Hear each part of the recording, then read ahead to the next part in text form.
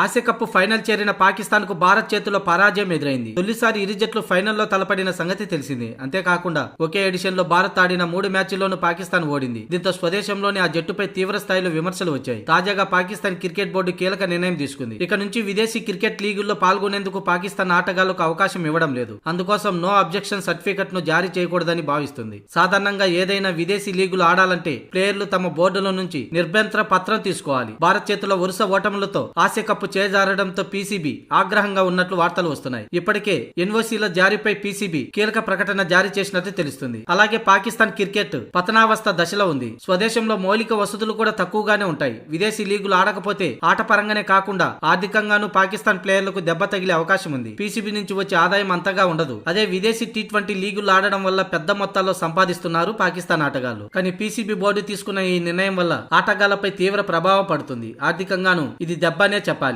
ఇక ఈ పరిస్థితులన్నీ బట్టి చూస్తే పాకిస్తాన్ తరపున క్రికెట్ ఆడేందుకు తమ దేశ యువకులు కూడా ఆసక్తి చూపరనే వాదన కూడా వస్తుంది. మొత్తానికి ఆసియా కప్ లో టీమిండియా చేతిలో ఘోర పరాభవం దెబ్బకు పాకిస్తాన్ క్రికెట్ పతనం స్టార్ట్ అయిందనే చెప్పాలి.